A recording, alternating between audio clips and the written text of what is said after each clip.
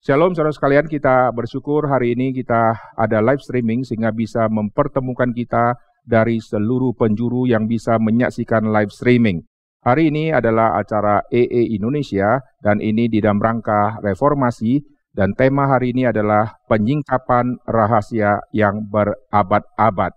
Bersyukur untuk semua pelayanan dari tim EE yang sudah begitu berjerih lelah dari masa-masa awal perintisan lalu pelatihan lalu pembinaan kepada banyak orang di seluruh Indonesia, bahkan di seluruh dunia. Lalu semua pelayan-pelayan Injil sudah tersebar dan mereka terus mengabarkan Injil secara pribadi dan juga banyak melatih orang-orang. Kita bersyukur EE Indonesia sudah menjadi berkat pada gereja-gereja Tuhan yang sudah lama suam-suam kuku tidak kabarkan Injil, tapi melalui gerakan EE, lalu orang-orang yang sudah dilatih, mereka dibangunkan, lalu gereja semakin ada gairah lagi karena penginjilan dihidupkan lagi. Kita bersyukur dan hari ini kita akan membahas tema yang sangat penting mengenai penyingkapan rahasia berabad-abad.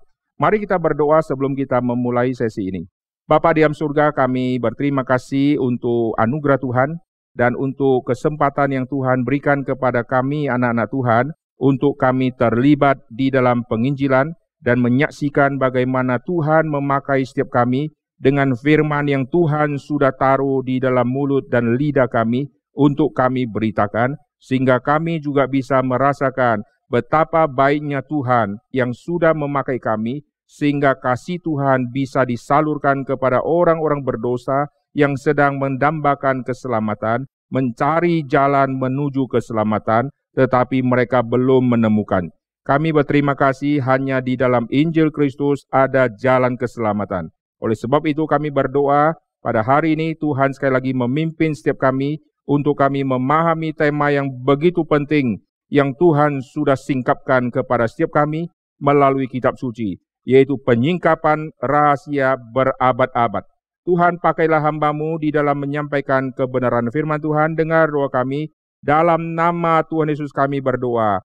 Amin. Saudara sekalian, nanti kita akan melihat banyak ayat-ayat di dalam Alkitab yang berhubungan dengan pembahasan kita hari ini. Sekarang saya akan ajak kita melihat bersama-sama terlebih dahulu di dalam kitab Kolose. Kita akan membaca di dalam Kolose pasal yang pertama, kita akan melihat ayat 26 dan ayat 27. Yaitu rahasia yang tersembunyi dari abad ke abad dan dari turunan ke turunan, tetapi yang sekarang dinyatakan kepada orang-orang kudusnya. Kepada mereka Allah mau memberitahukan betapa kaya dan mulianya rahasia itu di antara bangsa-bangsa lain, yaitu Kristus ada di tengah-tengah kamu, Kristus yang adalah pengharapan akan kemuliaan. Lalu 28 bagian depan. Dialah yang kami beritakan apabila tiap-tiap orang kami nasihati dan tiap-tiap orang kami ajari dan seterusnya. Nah, ayat 26 dan ayat 27 merupakan ayat yang kita akan bahas secara panjang lebar dan saya akan mengkaitkan di dalam dua poin tema yang sangat besar di dalam ayat ini. Pertama, mari kita lihat di ayat 26, rahasia yang tersembunyi berabad-abad. Dari turunan ke turunan, tetapi sekarang dinyatakan kepada orang-orang kudusnya. Siapakah orang-orang kudus yang disebut di sini? Paulus waktu tulis tulisan ini kepada jemaat yang nanti akan menerima kitab ini. Lalu mereka lah yang disebut orang-orang kudus, termasuk Paulus dan semua pemberita-pemberita Injil, mereka semua kelompok orang-orang kudus. Lalu bagaimana dengan nabi-nabi? Nabi-nabi di PL yang sudah lama mati, mereka juga disebut orang-orang kudus. Tetapi apa bedanya orang-orang kudus di dalam zaman Paulus yang menerima surat sama orang-orang nabi-nabi di PL yang juga disebut orang kudus tetapi yang sudah meninggal? Nabi-nabi di PL, mereka disebut orang kudus tetapi mereka mendambakan dan ingin melihat dan ingin mendengar dan ingin mengetahui secara tuntas dan real dengan mata dan telinga mereka, tetapi mereka tidak sempat masuk ke dalam zaman perjanjian baru karena umur mereka sudah tiba dan mereka harus mati satu persatu. Oleh sebab itu, apa yang didambakan oleh orang-orang kudus di dalam perjanjian lama, mereka mendambakan apa yang sekarang orang-orang kudus di PB yang menerima anugerah yang begitu nyata itu. Paulus mau menyatakan, kamu yang hidup di dalam zaman ini, kamu begitu berbahagia. Karena kamu dinyatakan satu penyataan ilahi yang luar biasa, yaitu rahasia Allah yang akan diungkapkan. Di zaman perjanjian lama, rahasia Allah ini masih tersembunyi.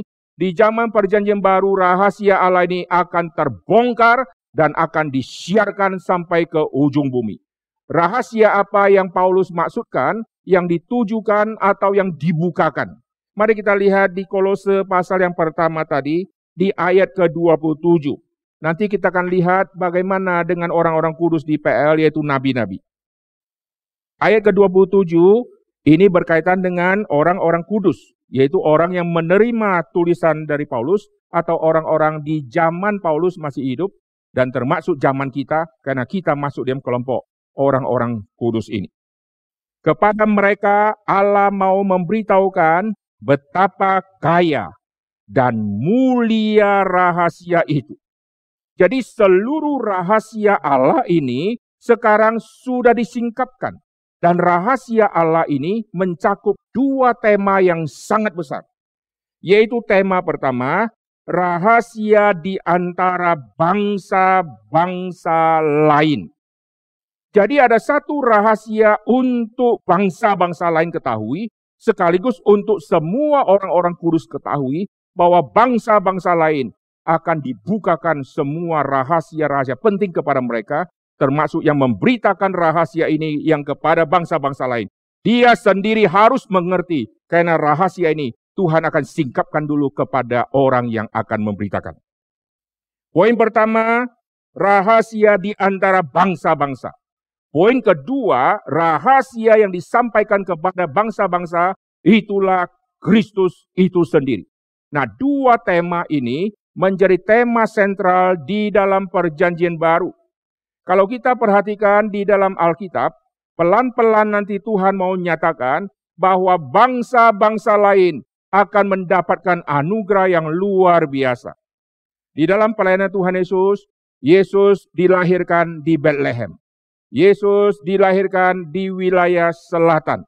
Tetapi pelayanan dia banyak dia luangkan waktu di daerah utara.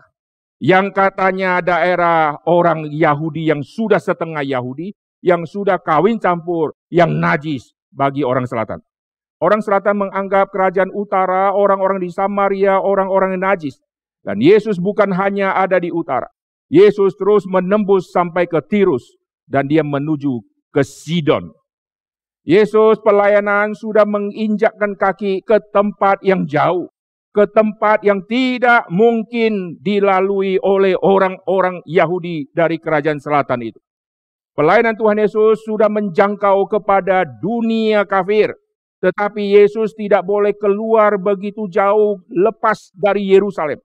Yesus tidak boleh pergi sampai jauh, lalu lama baru pulang. Yesus tidak boleh melangkahkan kaki seperti Paulus yang menginjakkan kakinya menuju ke Turki sampai ke tempat yang jauh. Yesus punya misi adalah untuk wilayah orang Yahudi. Maka karena Yesus punya misi untuk wilayah orang Yahudi, Yesus akan konsentrasi di situ, saudara. Tetapi Yesus yang konsentrasi di wilayah orang Yahudi, dia tidak boleh diikat hanya di orang Yahudi. Oleh sebab itu dia banyak pelayanan mengunjungi wilayah di utara, kerajaan utara, dan bahkan menembus sampai ke daerah-daerah yang bagi orang Yahudi menganggap daerah itu daerah kafir. Lalu kita lihat rahasia yang akan disingkapkan kepada bangsa-bangsa itu apa? Bagi kita ini bukan rahasia yang besar, karena kita sudah mengerti. Bagi kita, seluruh bangsa-bangsa itu mempunyai objek wisata yang bagus. Saya pergi ke sana, saya tidak rasa haram. Saya duduk di tempat meja makan di restoran sana, saya tidak rasa haram. Saya makan makanan di kota-kota sana, saya tidak rasa haram. Tapi bagi orang Yahudi, tak mungkin mereka ikut tur pergi ke semua kota-kota meskipun banyak objek wisata. Karena mereka mempunyai konsep ada yang haram, Mereka tidak boleh bergaul sama orang-orang yang najis. Mereka tidak boleh duduk makan bersama-sama dengan orang najis. Bahkan sampai hari ini, kalau saudara pergi ke Israel, saudara masuk ke restoran orang Yahudi yang ada tulisan, ini khusus daerah yang halal, saudara jangan coba-coba bawa makanan yang dianggap haram oleh orang-orang Yahudi. Saudara jangan coba-coba mengambil makanan haram, lalu bawa masuk, lalu makan di situ. Begitu saudara bawa makanan haram masuk ke situ, meja yang saudara duduki, taplak meja yang dipakai di situ, dan tempat yang saudara duduk, lalu saudara sudah pegang makanannya, saudara sentuh semua barang, gelaskah, cangkirkah, piringkah, apa saja. Setelah itu, mereka akan ambil semua, mereka akan buang semua. Karena itu dianggap najis, ini daerah halal. Tidak boleh ada benda-benda atau makanan yang haram yang kau bawa masuk. Karena ini tempat yang suci. Nah, kalau konsep ini tetap ada, bagaimanakah orang-orang yang mempunyai konsep suci ini melayani orang-orang yang najis? Bagaimanakah dia bisa duduk bersama lalu mengabarkan berita kebenaran yang dia terima dari kitab sucinya kepada orang-orang yang najis? Karena melihat mereka saja sudah jijik, kalau bisa lu segera keluar. Maka semua orang-orang jijik tidak mungkin akan dapat berita sukacita dari orang-orang yang masih merasa dirinya suci-suci itu. Keselamatan dianggap miliknya orang Yahudi. Oleh sebab itu yang sudah selamat, mereka merasa ini milik mereka, orang lain tetap status najis selama-lamanya. Dan mereka lupa di dalam seluruh Alkitab. Kalau kita lihat sebelum zaman Musa, tidak ada orang-orang suci di dalam kitab Kejadian yang disebut orang Yahudi. Adam dan Hawa tidak bisa kita sebut orang Yahudi. Karena Yahudi itu dari Juda, Judaisme, dari Yehuda. Lalu kalau Adam dan Hawa belum ada suku-suku, maka mereka tidak cocok untuk disebut orang Yahudi. Lalu bagaimana dengan Habel? Habel tidak bisa disebut orang Yahudi. Nuh bagaimana? Nuh yang dari dulu hidup bergaul dengan Allah, di mata orang Yahudi, hanya orang Yahudi yang suci. Kalau begitu, Nuh mestinya orang najis. Lalu bagaimana dengan Abraham? Abraham juga bukan orang Yahudi, tapi Abraham adalah bapaknya orang Yahudi. Mereka lupa bahwa leluhur mereka yang mereka bangga-banggakan yaitu Abraham. Abraham sendiri adalah orang kafir.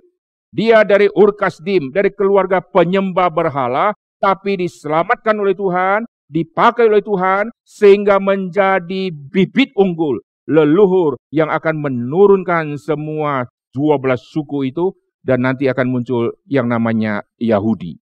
Lalu keturunan Abraham, ada yang disebut kelompok-kelompok orang Yahudi itu, mereka sekarang membuang semua bangsa-bangsa, dia lupa Abraham dari bangsa yang jauh, dari Ur Kasdim. Lalu kita lihat Yakub. Yakub yang menurunkan 12 suku itu, Yakub sendiri tidak boleh disebut orang Yahudi. Anak-anaknya itu masih anak-anak. Belum menjadi satu suku bangsa yang besar. Belum disebut Yahudi. Lalu siapakah bangsa-bangsa yang lain? Hanya di dalam perjanjian lama, orang-orang Yahudi menyempitkan diri mereka bahwa kerajaan Allah itu berbicara tentang kerajaan Israel, lalu bukan berbicara untuk bangsa-bangsa. Ini menjadi satu rahasia yang Tuhan sembunyikan kepada semua orang-orang Farisi dan orang-orang yang katanya suci-suci. Karena mereka merasa dirinya benar, maka tentang hal kerajaan Tuhan, tentang hal kerajaan Allah, mereka tidak dibuat mengerti. Di dalam perjanjian baru muncul perumpamaan Tuhan Yesus, kepada mereka aku berikan perumpamaan supaya mereka yang punya mata tidak melihat, punya telinga tidak mendengar. Perumpamaan Tuhan Yesus di Matius pasal ke-13 itu tentang hal kerajaan sorga. Jadi mereka tidak mengerti hal kerajaan sorga atau hal kerajaan Allah. Mereka hanya mengerti hal kerajaan Israel. Akhirnya mereka matanya terus ada seperti mata kuda yang nutup kiri dan kanan. Mereka hanya lihat satu sisi, yaitu kerajaan Israel. Mereka tidak lihat di samping ada kerajaan lain, di samping sana ada kerajaan lain, karena mata mereka tertutup kiri dan kanan. Rahasia ini menjadi rahasia yang mempengaruhi seluruh orang Yahudi di dalam Alkitab. Sehingga mereka tidak menangkap bahwa ada kemungkinan keselamatan akan diberikan ke bangsa-bangsa lain.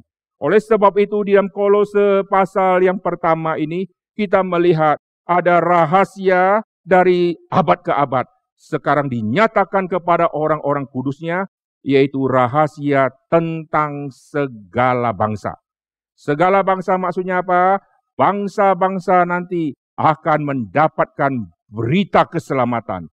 Maka kita akan melihat catatan di dalam kitab Kisah Rasul akan memberikan semacam petunjuk kepada kita. Rahasia yang tersembunyi ini pertama-tama Tuhan singkapkan kepada orang-orang kudus sebelum nanti dia memberitakan kebenaran itu kepada orang lain. Maka si pemberita harus disingkapkan terlebih dahulu. Banyak orang kabarkan Injil, sendiri belum pernah Injil menyingkapkan mata rohani dia yang buta itu. Injil harus menerangi kita dulu, lalu menyingkapkan, menyingkirkan, lalu membuka semua kabut-kabut atau sesuatu balok yang menutup mata kita. Setelah itu, barulah kita bisa menyampaikan kepada orang yang lebih luas, bahkan kepada bangsa-bangsa. Rahasia kepada bangsa-bangsa lain. Paulus, Petrus, semua rasul-rasul. Mereka mengerti hal ini. Waktu tulisan ini ditulis oleh Paulus, Paulus pasti sudah sangat mengerti. Tapi ingat, rasul-rasul semua adalah produk dari Yahudi. Produk dari rabi-rabi yang pernah mendidik mereka. Akhirnya mereka sudah dapat pengajaran sejak kecil mengenai bangsa-bangsa yang adalah kafir, yang adalah najis. Hanya Yahudi yang adalah bangsa yang mulia. Ini sudah meracuni seluruh pemikiran orang-orang Yahudi. Sehingga rasul-rasul semua backgroundnya dari pendidikan itu. Akhirnya kita melihat di dalam pelayanan Tuhan Yesus, Yesus terus mengajarkan kepada mereka untuk mereka membuka mata mereka kepada wilayah yang tanda petik najis itu. Yesus pergi ke tanah Samaria. Ini sudah satu tindakan. Yesus melakukan penyembuhan kepada orang kusta. Ini sudah satu tindakan. Yesus mengunjungi orang yang najis. Yesus berbicara berdua dengan perempuan Samaria. Ini di dalam adat Yahudi tidak boleh. Laki-laki Yahudi tidak boleh bicara bersama berdua dengan perempuan. Apalagi dari Samaria. Oh, ini namanya sudah najis. Orang Samaria datang ke kita saja, kita jadi najis. Sekarang kita yang masuk ke Samaria. Ini cari perkara. Yesus masuk ke Gerasa Gadara. Mengunjungi orang yang kerasukan setan. Dan di situ ada peternak-peternak babi, saudara. Ini daerah yang tidak mungkin orang Yahudi akan pergi ke situ. Tapi Yesus masuk ke situ, Yesus memenangkan satu orang yang kerasukan setan, dan akhirnya menjadi penginjil di 10 kota. Orang Yahudi semua mata tertutup bagi mereka yang ada di tempat orang seperti itu. Di tempat pekuburan seperti itu. Tidak mungkin ada orang yang Tuhan kasihi. Tapi Yesus masuk ke situ dan Yesus melepaskan mereka dari ikatan setan itu. Lalu satu orang yang datang kepada Tuhan Yesus. Di dalam perkuburan itu ada 2 yang kerasukan. Satu yang datang kepada Tuhan Yesus. Satu tidak dicatat. Berarti yang satu cuma terima anugerah. Sudah disembuhkan. Tidak menjadi pelayan Tuhan. Yang satu datang ingin ikut Yesus. Dan Yesus tidak izinkan orang ini ikut. Ada orang tertentu mau ikut Yesus. Yesus tidak kasih. Salah satunya adalah orang yang kerasukan setan ini. Kenapa Yesus tidak kasih?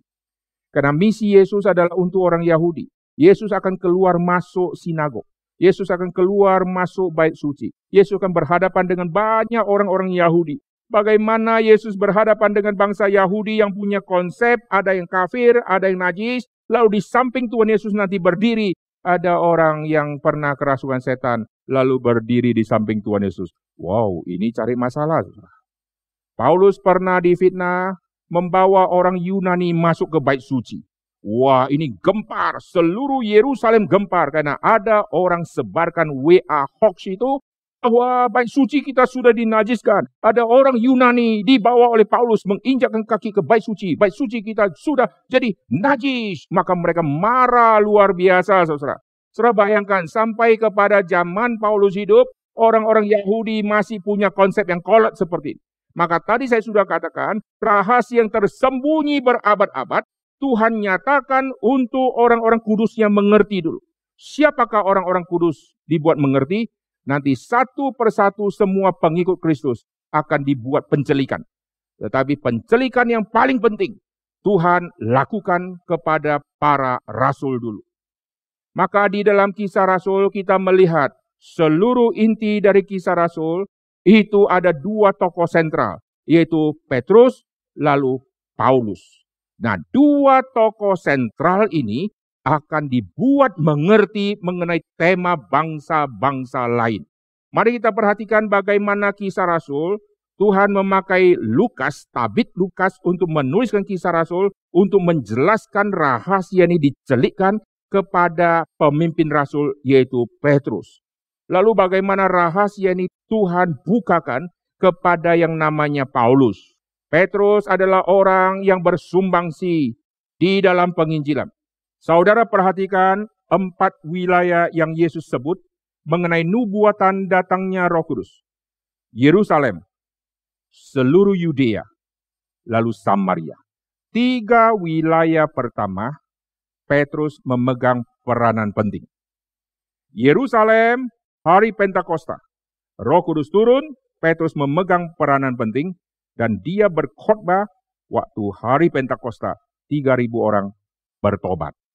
Lalu waktu Filipus pergi ke tanah Samaria, lalu nanti Petrus yang harus ke sana. Kenapa harus ke sana? Nanti berhubungan dengan pencurahan Roh Kudus.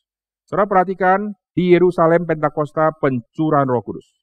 Lalu di Samaria ini pencurahan Roh Kudus. Waktu Yerusalem gempar, maka seluruh Yudea pasti gempar. Lalu seluruh Yudea sudah gempar, lalu sekarang meluas masuk ke tanah Samaria. Tanah Samaria sekarang gempar. Peranan Petrus di Yerusalem, peranan Petrus di Samaria. Lalu nanti yang ketiga kita melihat peranan Petrus di rumah Kornelius. Di rumah Kornelius, waktu Petrus masuk, ini satu hal yang tidak mungkin bisa terjadi jikalau bukan Tuhan yang membuka rahasia berabad-abad ini. Oh, suruh pergi ke tempat yang namanya Kornelius. Lalu ada makanan yang waktu dia lihat yang penglihatan. Oh, ini haram. Aku tidak mungkin bisa cicipi ini karena sejak muda aku tidak pernah cicipi hal seperti ini. Kalau makanan saja tidak cicipi, bagaimana bisa ketemu sama orang-orang lain yang memakan makanan itu? Maka ini rahasia yang masih tersembunyi bagi rasul-rasul. Dan Kisah Rasul akan mencatat pencelikan rahasia ini. Dan Petrus akan pertama dibuat pencelikan ini. Mari kita lihat di dalam Kisah Rasul di pasal yang ke-10. Jadi 3 poin penting nanti mengenai turunnya Roh Kudus, Yerusalem, Samaria, lalu kita lihat rumah Kornelius. Dari Yerusalem, seluruh Yudea pasti nanti akan ikut gempar. Lalu Samaria sekarang akan gempar. Lalu nanti akan menuju kepada dunia yang makin luas, yaitu menuju ke ujung bumi. Dan cerita Kornelius itu adalah peralihan yang akan membawa menuju sampai ke ujung bumi. Oke, saya ajak saudara itu melihat di dalam Kisah Rasul pasal yang ke-10. Bagaimana pemimpin Rasul ini, yaitu Petrus, Tuhan singkapkan rahasia ini. Kisah Rasul pasal yang ke-10, perhatikan saya akan baca di ayat yang ke-10. Ia merasa lapar dan ingin makan, tetapi sementara makanan disediakan, tiba-tiba rohnya diliputi kuasa ilahi. Tampak olehnya langit terbuka, turunlah suatu benda berbentuk kain lebar yang bergantung pada keempat sudutnya yang diturunkan ke tanah. Di dalamnya terdapat berbagai jenis binatang berkaki 4, binatang menjalar dan burung. Kedengaranlah olehnya suatu suara yang berkata, "Bangunlah, hai Petrus, sembelilah dan makanlah." Tapi Petrus menjawab, "Tidak Tuhan, tidak. Sebab aku belum pernah makan sesuatu yang haram dan yang tidak tahir. Oh, sebelum itu masih tersembunyi semua rahasia ini. Lalu di pasal yang ke-10 inilah, Tuhan pertama kali mencelikkan secara pribadi si Petrus ini. Karena nanti melalui Petrus, maka informasi pencelikan ini akan melebar, akan meluas ke rasul-rasul yang lain. Maka Petrus di dalam Kisah Para Rasul adalah orang yang pertama. Sekarang kita kembali ke Kisah Rasul tadi. Perhatikan di cerita Cornelius itu di pasal yang ke-10. Saya akan baca, lihat di ayat yang ke-28. Ia berkata kepada mereka, "Kamu tahu betapa kerasnya larangan bagi seorang Yahudi untuk bergaul dengan orang-orang bukan Yahudi, atau masuk ke rumah mereka. Kalau ada larangan, ada hal najis itu, maka tidak mungkin bisa ada berita sukacita masuk ke dalam rumah orang najis itu. Tapi Allah telah menunjukkan kepadaku," saudara perhatikan, pencelikan rahasia berabad-abad ini diterima oleh Petrus. Allah telah menunjukkan kepadaku bahwa aku tidak boleh menyebut orang najis atau tidak tahir. Itulah sebabnya aku tidak berkeberatan ketika aku dipanggil.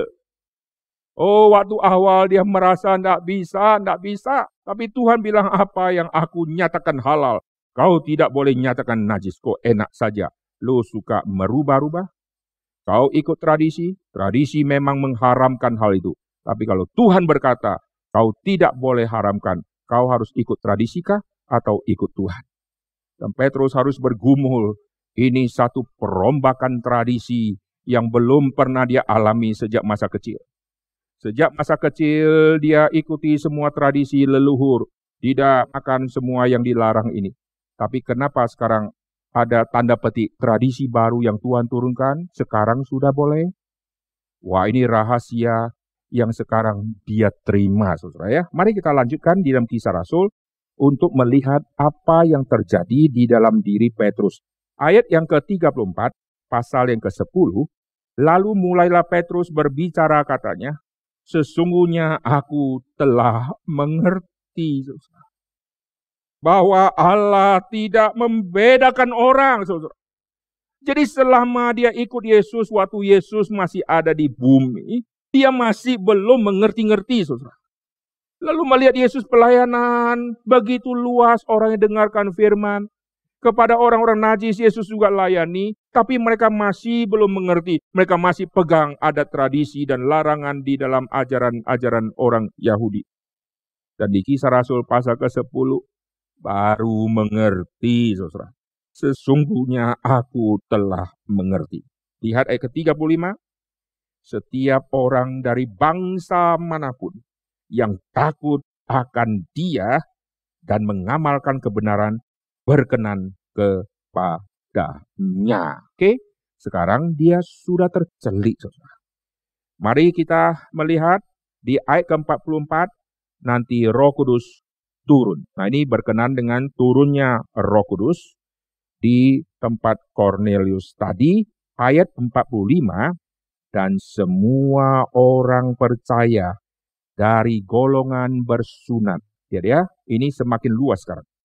Yang menyertai Petrus tercengang-cengang karena melihat bahwa karunia Roh Kudus dicurahkan kepada bangsa-bangsa lain juga, saudara.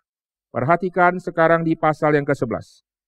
Petrus mempertanggungjawabkan baptisan Cornelius di Yerusalem. Jadi melalui satu yang tercelik, nanti akan semakin luas, satu persatu akan tercelik. Karena ini rahasia yang Allah singkapkan itu. Di pasal yang ke-11, rasul-rasul dan saudara-saudara di Yudea mendengar bahwa bangsa-bangsa lain juga menerima firman. Ketika Petrus tiba di Yerusalem, orang-orang dari golongan yang bersunat berselisih pendapat dengan dia. Kenapa? Ada tradisi baru yang boleh mengizinkan orang bergaul sama orang najis. Dari mana ini? Wah, terjadi ribut, saudara ya. Perhatikan di pasal yang ke-11, di perikop itu ditutup dengan ayat yang ke-18. Ketika mereka mendengar hal itu, mereka menjadi tenang Jadi Petrus jelaskan kenapa bisa jadi begini. Petrus bukan sengaja melawan dengan hati yang ingin melawan tradisi, tidak. Tapi karena ini penyataan dari Tuhan yang dia terima, maka dia harus lebih taat kepada Tuhan daripada kepada tradisi. Nah, puji Tuhan waktu dia sudah share, sekarang di ayat 18, ketika mereka mendengar hal itu, mereka menjadi tenang. Lalu memuliakan Allah, katanya. Jadi, baru ngerti dia. Jadi, kepada bangsa-bangsa lain juga, Allah mengaruniakan pertobatan yang memimpin kepada hidup. Perhatikan seluruh kisah Rasul, tokoh pertama yang memegang kendali yang sangat penting, yaitu semua nubuatan Tuhan Yesus mengenai Roh Kudus kalau turun, kamu akan jadi saksiku dari Yerusalem, seluruh Yudea, Samaria, lalu akan semakin meluas sampai ke ujung bumi. Dan kita lihat pencurahan Roh Kudus di dalam kitab Kisah Rasul, di Yerusalem, di Samaria, di rumah Kornelius tadi, 3 yang pertama diwakili oleh Petrus. Petrus bersumbangsi besar. Tetapi ada satu wilayah yang Petrus tidak tuju. Maka satu wilayah yang disebut ujung bumi, Tuhan serahkan ke Paulus. Paulus akan melayani sampai ke ujung bumi, dan wilayah kafir, wilayah yang sentral, yang pusat kebudayaan begitu tinggi, dengan Dewi Artemis yang begitu hebat, maka kota Efesus dipilih sebagai perwakilan dari daerah yang begitu jauh, daerah yang begitu jahat, begitu banyak berhala, dan begitu mengerikan. Lalu kita lihat Yerusalem, seluruh Yudea, lalu Samaria, lalu sampai ke ujung bumi. Nah, 3 wilayah tadi, pencurahan Roh Kudus tadi, itu ada peranan dari Petrus. Seluruh Yerusalem peranan Petrus. Seluruh Yudea juga peranan Petrus, karena Petrus akan bercokol di Yerusalem. Dia akan mempengaruhi seluruh orang di tanah Yudea. Lalu Petrus juga yang pergi ke tanah Samaria. Dia tidak lagi merasa najis waktu dia pergi ke tanah Samaria. Oh, luar biasa. Tetapi ada sesuatu yang belum beres di dalam pikiran dia. Maka di pasal yang ke-10, saat itulah pemberesan secara total, saudara. Oh, makanan seperti ini haram. Dari dulu aku tidak pernah cicipi hal ini. Lalu sekarang baru dia mengerti. Waktu Roh Kudus juga dicurahkan dan mereka mengerti. Sekarang anugerah Tuhan tiba kepada bangsa-bangsa lain. Oke? Lalu perhatikan setelah Petrus, sekarang Paulus. Paulus akan dibuat mengerti. Mari kita lihat di dalam Alkitab, kita akan melihat apa yang dicatat di dalam pasal yang ke-19, ayat yang ke-6.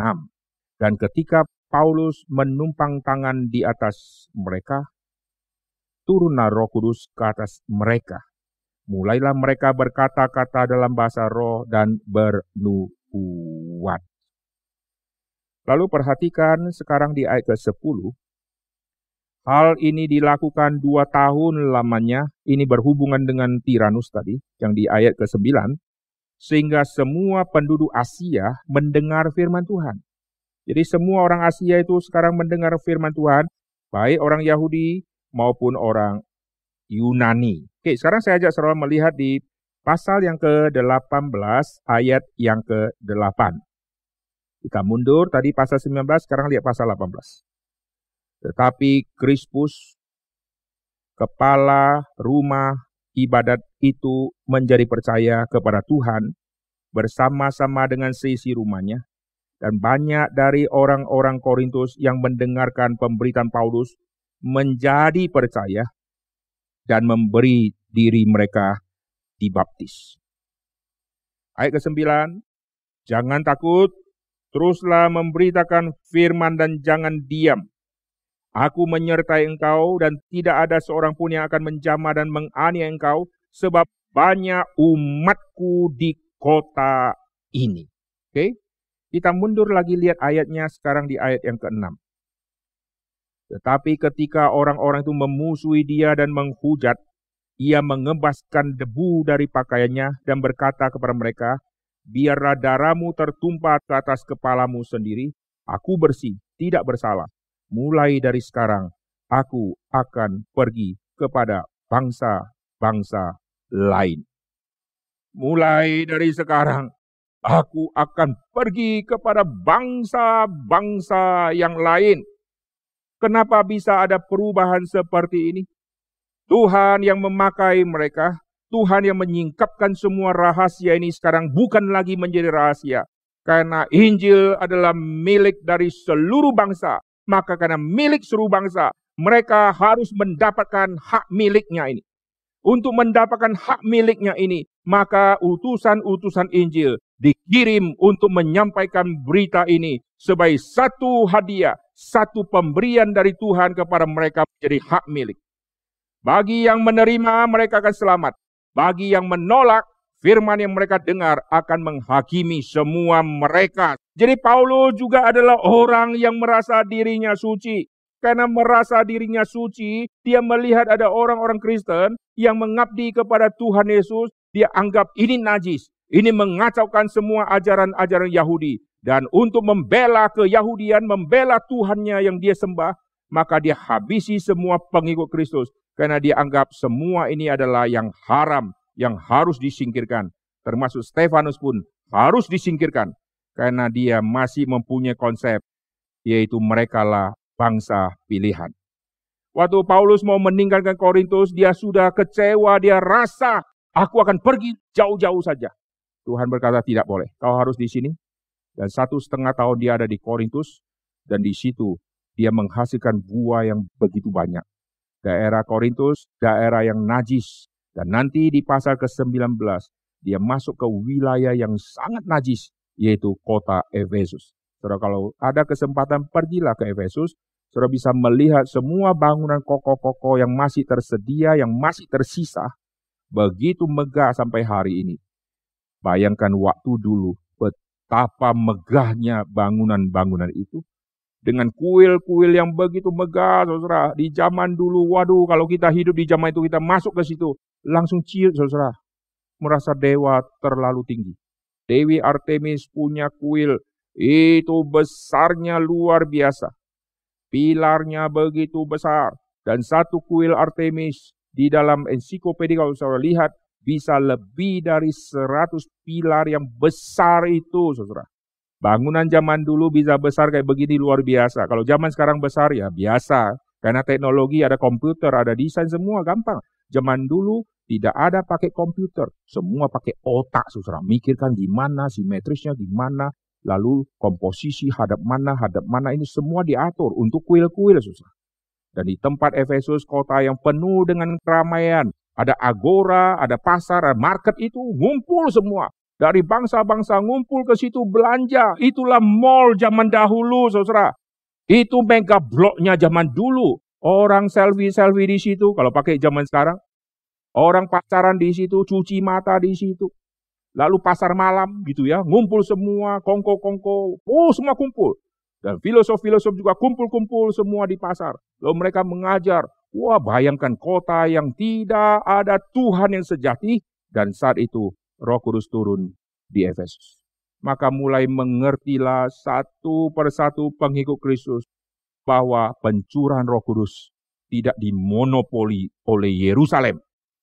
Tapi pencurahan Roh Kudus sekarang diberikan kepada bangsa-bangsa yang lain. Maka Efesus mewakili titik, yaitu titik yang jauh, mewakili titik ujung bumi. Jadi dari Yerusalem sampai ke ujung bumi. Dan kita kembali tadi, ada Yerusalem, seluruh Yudea, Samaria. Ini ada peranan yaitu dari Petrus. Petrus yang akan mencokol di situ. Lalu untuk wilayah yang makin jauh sampai ke ujung bumi, Tuhan siapkan Paulus. Dan dua tokoh ini harus dicelikkan mata rohani. Nah, sekarang kita kembali ke kitab Kolose. Waktu Paulus menuliskan kepada orang-orang kudus itu, dia katakan apa? Kita kembali ke kitab Kolose pasal yang pertama tadi. Mari kita lihat. Kolose pasal yang pertama, rahasia yang tersembunyi dari abad ke abad. Yaitu betapa kaya dan mulia rahasia itu di antara bangsa-bangsa lain. Tadi di awal saya sudah katakan apa beda orang-orang kudus di dalam zaman Paulus tulis tulisan ini. Termasuk kita yang disebut orang kudus di zaman sekarang. Sama orang kudus di dalam zaman perjanjian lama. Nabi-nabi semua juga disebut orang kudus. Rasul-rasul, semua orang percaya itu juga disebut orang-orang kudus. Lalu bedanya di mana? Nah, Alkitab memberikan perbedaan yang sangat besar. Mari kita akan lihat semua perbedaan ini. Sehingga orang-orang kudus di perjanjian lama, mereka yang tadi ingin melihat dan ingin mendengar apa yang dilihat dan didengar oleh orang-orang zaman PB, mereka tidak bisa karena umur mereka sudah cukup, mereka harus mati. Tapi kerinduan mereka terus menantikan hari itu. Dan Alkitab katakan di dalam kitab 1 Petrus, nanti kita akan baca ayat itu, mereka menyelidiki, mereka meneliti, atau dengan bahasa yang lebih tepat, mereka menggali, meneliti, mencari, menginvestigasi dengan rajin, saudara. Berarti rutin, terus, tidak bosan-bosan. Ini menjadi satu keinginan mereka untuk mendapatkan pembocoran misteri itu.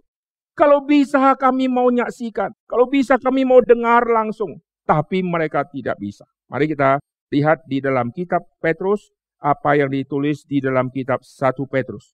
1 Petrus pasal yang pertama, saya akan membaca di ayat ke-10. Keselamatan itulah yang diselidiki dan diteliti oleh nabi-nabi yang telah bernubuat tentang kasih karunia yang diuntukkan bagimu. Dan mereka meneliti saat mana dan bagaimana yang dimaksudkan oleh Roh Kristus yang ada di dalam mereka, yaitu Roh yang sebelumnya memberi kesaksian tentang segala penderitaan yang akan menimpa Kristus dan tentang segala kemuliaan yang menyusul sesudah itu. Jadi keselamatan itulah yang diteliti. Tadi kita sudah melihat rahasia yang sudah diungkapkan adalah rahasia untuk segala bangsa. Rahasia apa yang diberikan untuk segala bangsa?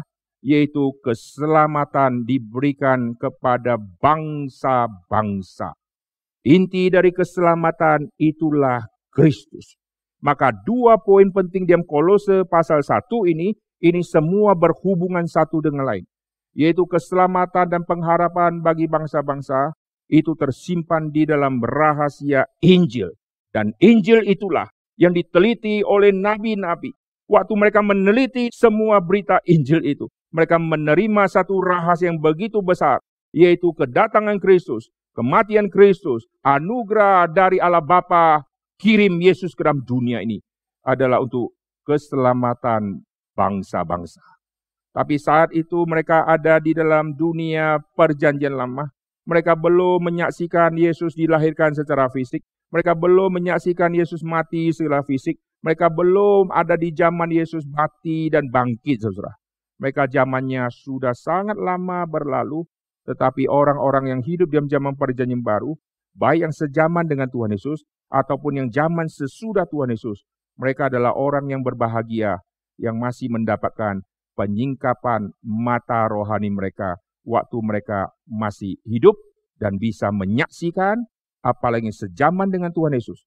Kalau yang tidak sejaman dengan Tuhan Yesus, yang sudah di depan zaman Tuhan Yesus, mereka pernah mendengar, ada saksi mata dari mama, papa, leluhur mereka yang mengatakan, Yesus yang dulu pernah melayani di tempat ini, Yesus pernah duduk di sini. Ada saksi-saksi mata yang pernah bercerita. Maka semua informasi tentang berita yang Yesus sudah kerjakan, sekarang sudah menjadi berita viral di dalam zaman waktu itu. Oke, sekarang lihat nabi-nabi, orang-orang kudus, mereka menyelidiki.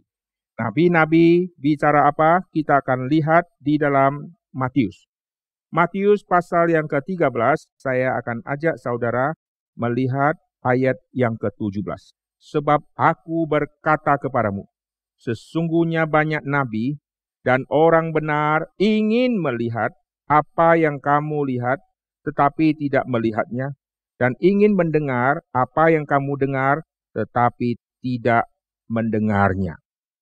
Jadi banyak nabi dan orang benar mempunyai keinginan untuk melihat dan untuk mendengar.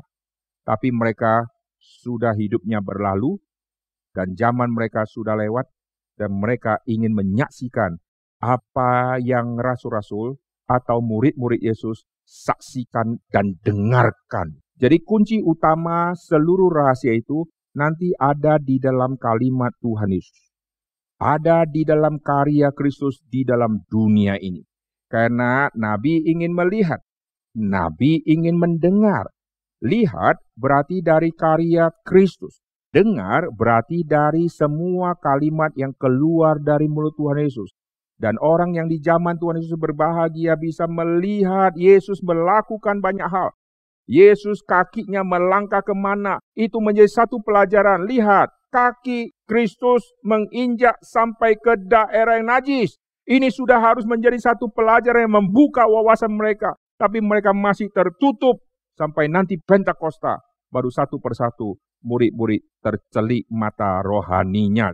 Lalu Yesus memberitakan Injil. Mereka bisa melihat langkah kaki Tuhan Yesus menuju daerah-daerah najis yang mana saja, lalu memenangkan siapa saja. Mereka bisa lihat semua.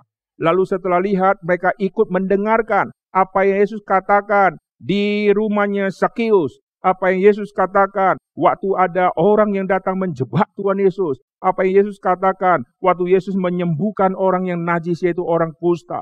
Mereka mendengar semua itu. Waktu mereka mendengar semua kalimat Tuhan Yesus mengandung rahasia tentang Injil keselamatan yang memerdekakan. Tapi mereka banyak yang masih tertutup mata rohaninya. Maka kita melihat di Matius pasal ke-13, Yesus mengatakan, apa yang kamu lihat dan dengar, inilah yang diidamkan oleh para nabi dan orang benar di dalam zaman sebelumnya. Atau di dalam zaman perjanjian lama, mereka ingin sekali. Apa yang dikerjakan oleh para nabi, Kisah Rasul pasal yang ke-10, ayat yang ke-43. Tentang dialah semua nabi bersaksi, bahwa barang siapa percaya kepadanya, ia akan mendapat pengampunan dosa oleh karena namanya. Jadi semua nabi itu mempunyai satu berita sentral, yaitu mereka bersaksi. Mereka bersaksi tentang apa? Tentang Kristus. Nah, perhatikan. Waktu mereka bisa bersaksi tentang Kristus, itu adalah rahasia yang Allah sudah singkapkan kepada semua pemberita. Mari kita kembali ke kitab Kolose pasal yang pertama tadi, untuk melihat 2 poin di dalam Kolose pasal pertama yang tadi kita sudah baca di awal.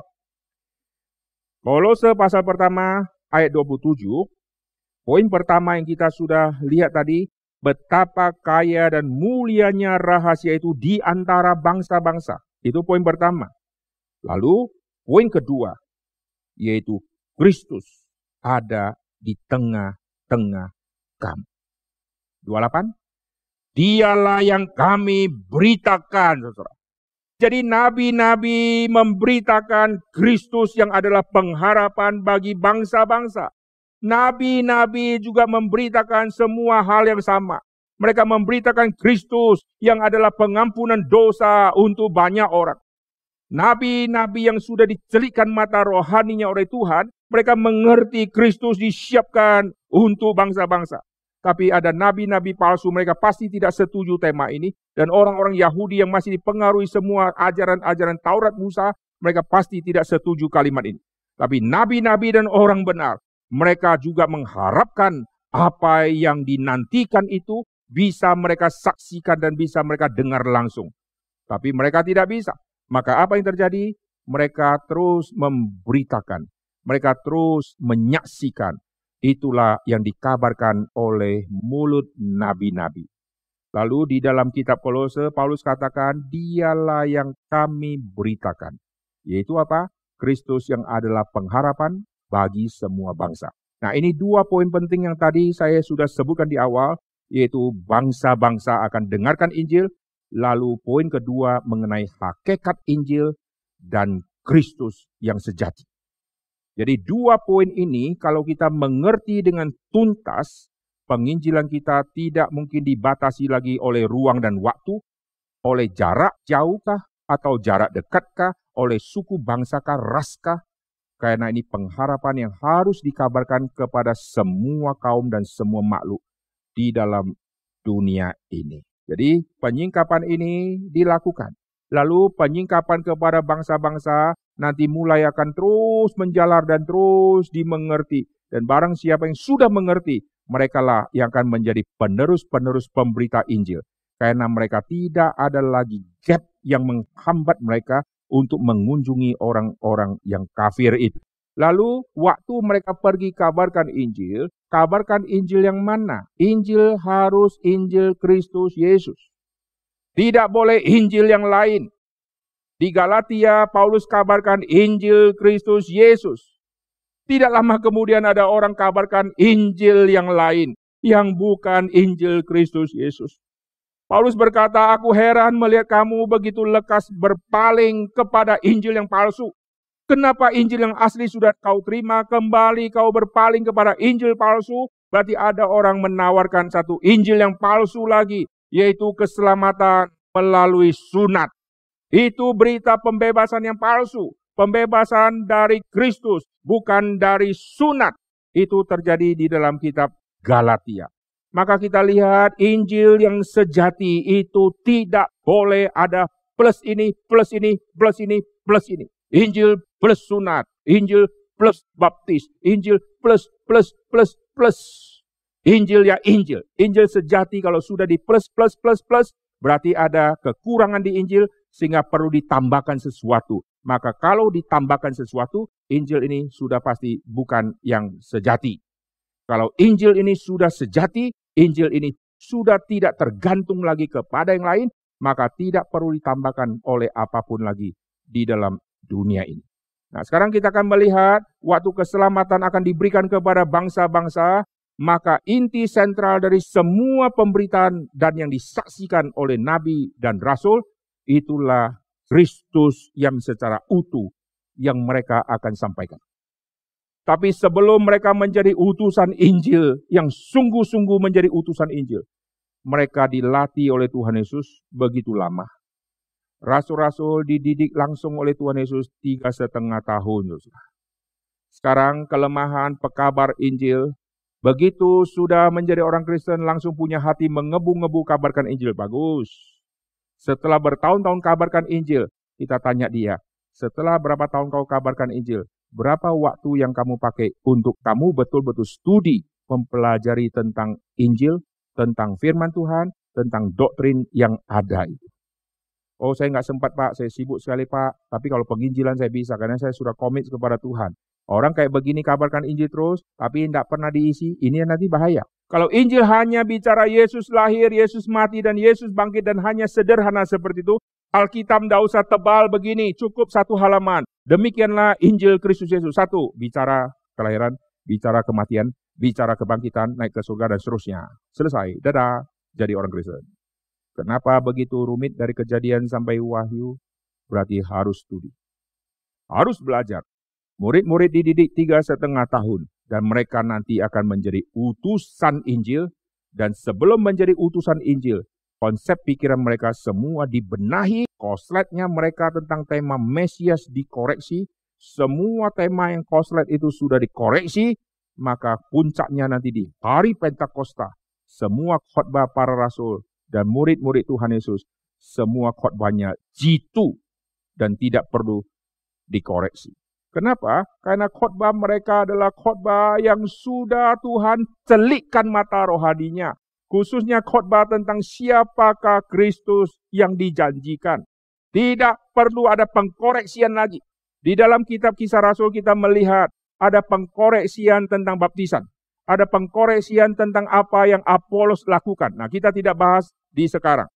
Yang saya mau konsentrasikan adalah semua pemberitaan tentang Kristus itu adalah pemberitaan yang tidak perlu ada koreksi lagi, karena semua mata rohani mereka sudah dicelikkan oleh Tuhan. Apa yang mereka beritakan? Paulus berkata, jikalau Kristus tidak dibangkitkan, sia-sialah iman kita. Ini kalimat di balik itu mengandung doktrin yang begitu dalam. Jikalau Kristus tidak dibangkitkan, sia-sialah iman kita. Kenapa dia tidak sebut, jikalau Kristus tidak dilahirkan, sia-sialah iman kita. Kenapa dia tidak katakan, jikalau Kristus tidak mati, sia-sialah iman kita. Yang dia katakan kenapa tentang kebangkitan. Jikalau Kristus tidak bangkit, sia-sialah iman kita. Kenapa dibangkit? Kenapa tidak di kelahiran? Kenapa tidak di kematian? Kenapa tidak di kenaikan? Kenapa tidak di turunnya Roh Kudus? Kenapa dia pilih tentang kebangkitan? Nah, perhatikan. Waktu kita kabarkan Injil, kebangkitan. Tapi satu kata kebangkitan, di dalamnya ada rahasia yang begitu dalam. Jikalau Kristus tidak bangkit, sia-sialah iman kita. Oh, kita dengar semua mengerti. Tapi di balik itu, ada doktrin yang begitu dalam. Nah, sekarang saya akan ajak saudara untuk memikirkan Kejadian 3 ayat ke-15. Kejadian 3 ayat ke-15 menjadi kunci rahasia iman kekristenan yang tidak mungkin ada di semua pendiri agama manapun di dalam dunia ini. Perhatikan di dalam Kejadian pasal 3 ayat ke-15, ini adalah kiasmus, keturunan perempuan. Berarti akan tiba saatnya keturunan perempuan ini akan dilahirkan. Jadi waktu bicara Kejadian 3:15, ini adalah nubuatan mengenai kedatangan Tuhan Yesus ke dalam dunia ini, yaitu keturunan perempuan akan dilahirkan. Kalau dia akan ada permusuhan dengan setan, dia mesti lahir dulu, karena disebut keturunan perempuan. Lalu keturunan perempuan ini akan meremukkan kepalamu. Jadi kepala si setan akan diremukkan. Saudara perhatikan ini semua urutan cerita dalam Kejadian 3 ayat 15 yang tidak boleh kita putar-putar. Pertama, keturunan perempuan. Akan ada permusuhan antara keturunan perempuan. Keturunan perempuan ini berarti harus lahir dulu. Setelah nanti lahir, tiba waktunya, dia akan meremukkan kepalamu. Ini yang kedua. Lalu kamu akan meremukkan tumitnya. Nah, saudara perhatikan ini 3 urutan. Keturunan perempuan, kelahiran. Meremukkan kepala, ini kebangkitan Kristus. Waktu tema kebangkitan, kalau saudara baca dalam 1 Korintus tentang kebangkitan, muncullah kalimat, hai maut, di manakah sengatmu? Karena kepala ular sudah dihancurkan, saudara. Maka teriakan kemenangan, menantang, di manakah sengatmu? Karena maut telah ditelan di dalam kemenangan, saudara. Jadi kelahiran, lalu kebangkitan. Meremukkan kepala, ini tema kebangkitan. Engkau akan meremukkan tumitnya. Ini bicara kematian Tuhan Yesus yang akan dipaku di atas kayu salib. Engkau akan meremukkan tumitnya. Dari pertempuran ini kita sudah melihat mana yang menang. Yang meremukkan tumit sama yang meremukkan kepala. Yang meremukkan kepala itu yang menang. Lalu kenapa urutan berita Injil ini diputar seperti ini? Secara kronologis waktu, Yesus harus lahir dulu, baru mati, baru bangkit.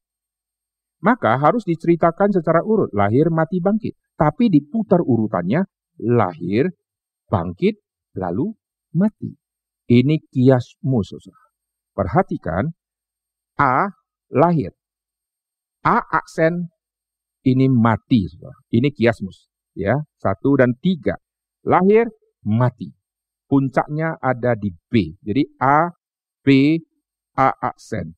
Lahir, lawannya mati. Di tengah-tengah ini bangkit. Mengapa Paulus berkata, jikalau Kristus tidak bangkit, sia-sialah iman kita, karena semua pendiri agama manapun di dunia, tokoh apapun di dunia, selalu ada lahirnya, dan pasti ditutup dengan matinya. Siapa saja dia? Saudara bisa sebutkan siapa saja pendiri agama yang paling top di dunia dari zaman dahulu sampai zaman sekarang. Lahirnya ada waktunya, ada hari ulang tahunnya, matinya ada batu nisannya, ada tulisan kapan dia mati. Lalu ada pengikut-pengikutnya yang ikut berkabung di makamnya. Ada lahirnya, ada matinya.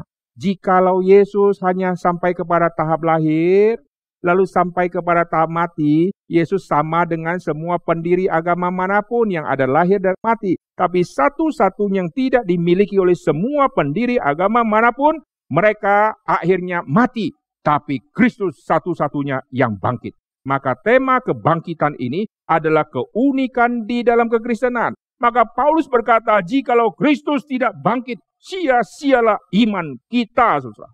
Karena Kristus sudah bangkit, maka ada kemenangan dan ada pengharapan yang sejati di dalam Kristus yang hidup. Bukan di dalam Kristus yang sudah mati dan belum bangkit-bangkit, saudara. Maka semua rasul-rasul dan utusan Injil, waktu mereka pergi, mereka memberitakan satu berita yang hidup, yaitu Kristus yang mati dan Kristus yang bangkit. Tetapi pemberitaan Injil tidak kita fokuskan terus kepada Yesus bangkit, Yesus bangkit, Yesus bangkit, Yesus bangkit. Heran, saudara. Yesus bangkit menjadi satu konklusi di dalam seluruh inti Injil. Tetapi inti Injil jangan langsung membahas tentang bangkit. Mengapa? Oh, ini adalah prinsip Alkitab. Yesus berkata, inilah tubuhku yang kupecahkan bagimu. Setiap kali kamu memakannya, ingatlah akan aku. Paulus berkata di dalam tulisannya di dalam kitab Korintus, setiap kali kita makan perjamuan ini, kita harus memberitakan kematian Kristus sampai dia datang kali kedua. Nah, menarik di sini. Kenapa fokus sentral di dalam pemberitaan itu adalah kematian?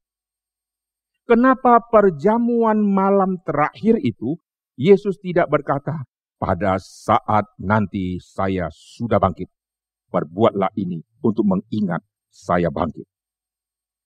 Inilah tubuhku yang kupecahkan bagimu. Jadi kunci di dalam kekristenan adalah membawa orang kepada teologi salib. Karena tanpa melalui teologi salib, tidak ada teologi kemuliaan. Kita kalau langsung menuju kepada bangkit, ini kemuliaan. Tapi menuju kemuliaan harus melalui pikul salib, lewatin taman Getsemani, lewatin Golgota, dan harus disisa, harus diludah, harus ditampar, dan harus ditonjok. Setelah mati, waktu bangkit, naik ke surga, itu nanti urusan kemuliaan yang akan diterima setelah lewati penderitaan. Ini satu pengharapan tuntas sampai eskatologisnya kita. Kita melayani jikalau saatnya tiba kita mati karena kecelakaan atau dibunuh dan seterusnya. Ada pengharapan eskatologis Kristus sudah bangkit. Kita yang mati bersama Kristus, kita akan hidup bersama dengan Kristus. Itu pengharapan yang sejati. Tetapi pengharapan itu tidak boleh menjadi racun di dalam hidup kita. Terus mengiming-iming hari itu tiba, aku akan bersatu bersama Kristus. Bagiku di bumi harus menghasilkan buah. Itulah kata Paulus. Aku ingin ke sana tapi tidak sampai-sampai waktunya. Aku ingin temu sama Kristus. Tapi karena aku masih ada di dunia, aku harus menghasilkan buah. Jadi di dalam pemberitaan Injil yang sejati, tidak ada plus-plus yang lain. Fokuskan kepada penderitaan Tuhan Yesus. Karena Kristus datang untuk menyelesaikan dosa-dosa manusia. Dosa manusia kita bisa lihat itu berat atau tidak, gampang, saudara. Dosa manusia bisa dilihat ini berat atau gampang atau ringan. Ini dosa beratkah atau dosa ringankah? Ada dua kriteria untuk melihatnya. Kriteria pertama, dosa ini besar atau berat atau ringan, dilihat dari vonisnya. Kalau orang divonis oleh hakim, lalu keluar di surat kabar, seorang pencuri ayam divonis. Dari dia curi, kita tahu kira-kira vonisnya berapa lama. Kalau vonisnya seumur hidup, maka orang marah. Curi ayam kok vonis seumur hidup? Oh, jangan berhenti di situ. Karena curi ayam, memang curi ayam. Tapi setelah curi ayam, dia bunuh si pemilik ayam, saudara. Wajar. Karena ada bunuhnya, wajar semua terima. Tapi kalau hanya curi ayam, lalu vonis seumur hidup, orang rasa nggak fair. Jadi dari hasil vonis, kita bisa duga-duga kira-kira berapa jahatnya satu kejahatan. Kalau satu penjahat divonis mati, berarti sudah sangat parah, maka harus divonis mati. Dosa dia pasti sangat berat. Kita tidak usah cari tahu dari vonis mati, kita sudah tahu pasti sangat berat. Dosa kita bisa lihat berat atau tidak dari vonis yang diterima. Dosa Adam bukan hanya makan buah ringan, saudara. Tapi lihat vonisnya. Pada saat kau memakan buah yang dilarang, kau pasti mati. Vonis mati. Berarti dosa ini sangat besar dan sangat berat. Oleh sebab itu, kematian Tuhan Yesus menyelesaikan dosa yang tidak mungkin diselesaikan oleh siapapun. Keselamatan adalah pemberian dari Tuhan di dalam Kristus Yesus yang dianugerahkan bagimu. Lalu poin kedua, melihat dosa itu berat atau tidak, itu lihat dari mana? Dari tebusannya. Jikalau ada orang melakukan satu kejahatan, lalu dikasih keterangan, dia melakukan kejahatan ini, maka ini setimpal dengan denda 200 juta. Atau kurungan penjara berapa? Dari dendanya, dari bayar uangnya, atau nanti ada tebusan yang harus dibayar berapa, kita tahu dosa ini berat atau tidak. Kamu telah ditebus dari cara hidupmu yang sia-sia. Bukan dengan emas, bukan dengan perak, tetapi dengan darah yang mahal. Jadi kita lihat vonis mati, dosa besar. Dengan darah yang mahal, tebusan itu baru bisa terjadi. Berarti dosa ini sangat-sangat besar. Jadi Kristus datang ke dalam dunia ini betul-betul sangat signifikan.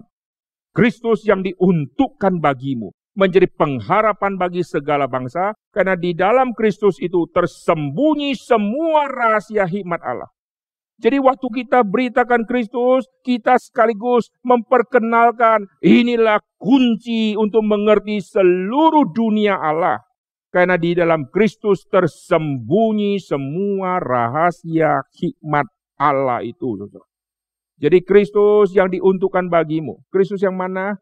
Kristus yang memecahkan tubuhnya. Setiap kali kau memakan dan minumnya, ingatlah akan aku. Paulus berkata, setiap kali kamu makan di dalam perjamuan ini, kau harus memberitakan kematian Tuhan Yesus sampai dia datang. Apakah berarti tidak usah bicara kebangkitan? Oh, harus bicara. Tetapi ingat, jangan langsung ke kebangkitan. Kemuliaan bisa diterima kalau lewati penderitaan dulu.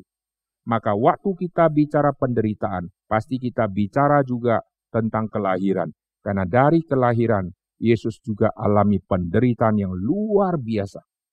Rela lahir menjadi seorang bayi dan menjadi buronan Herodes. Lalu dari kecil kurang diterima, saudara.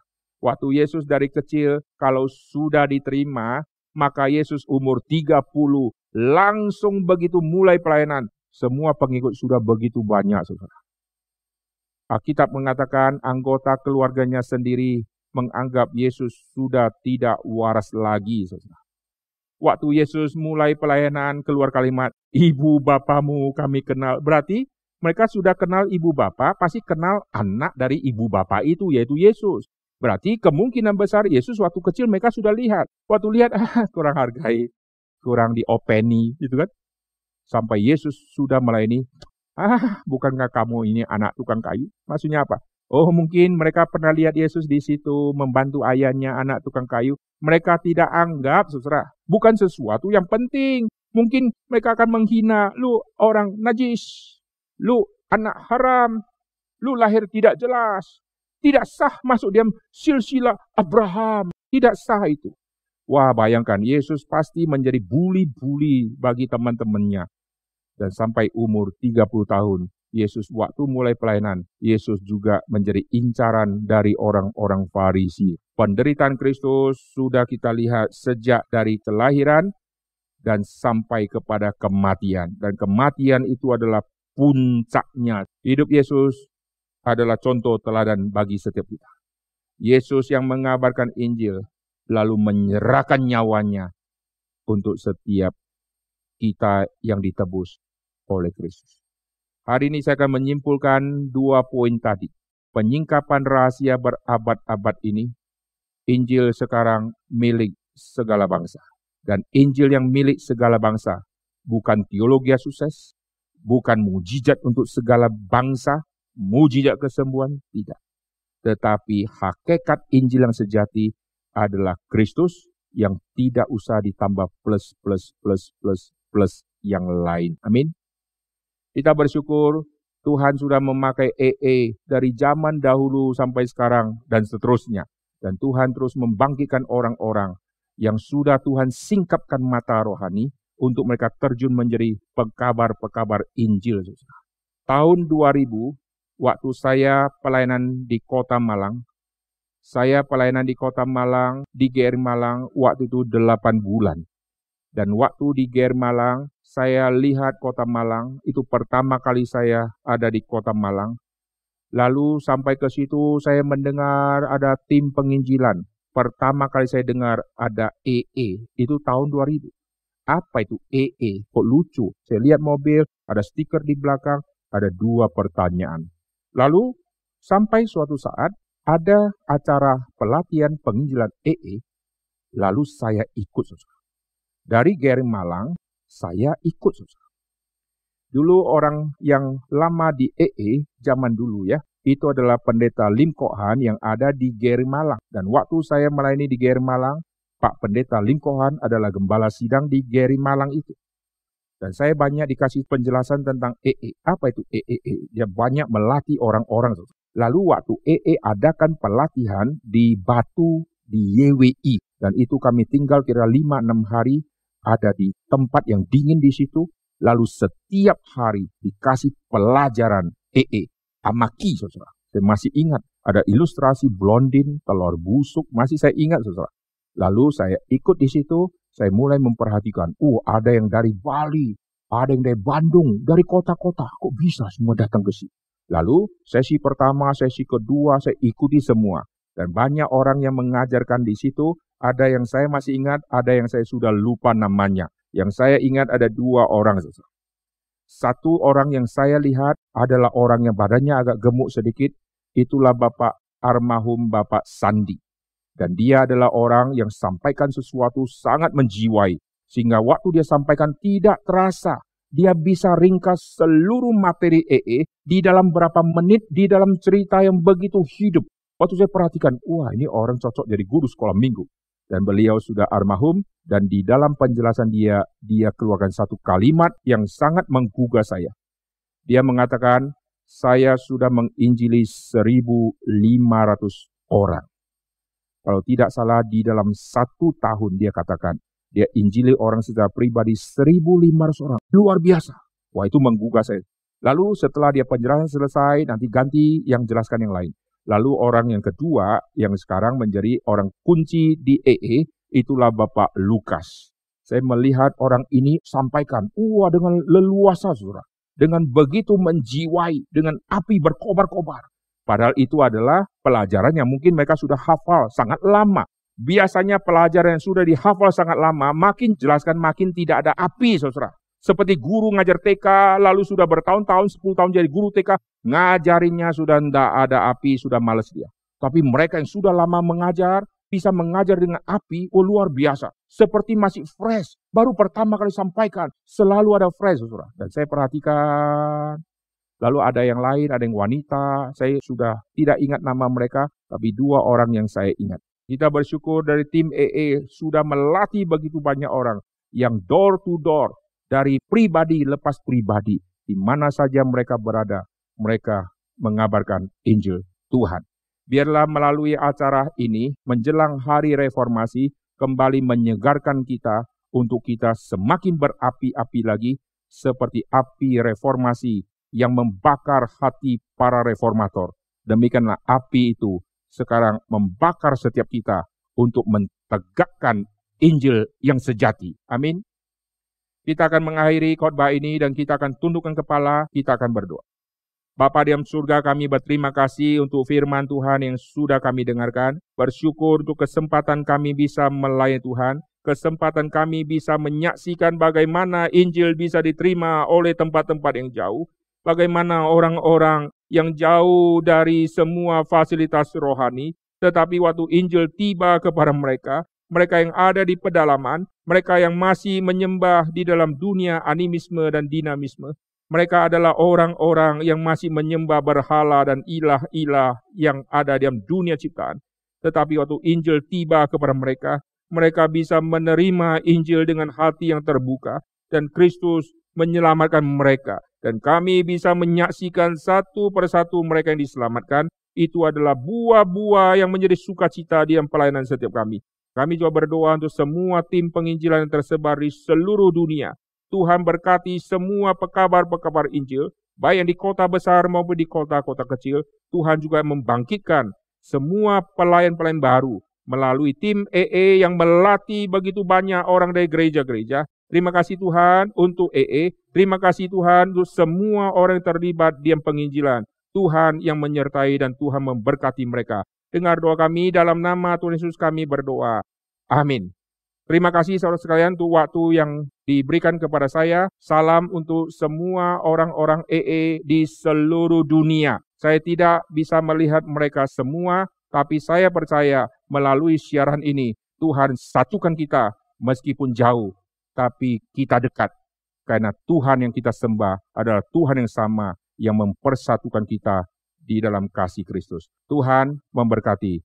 Shalom.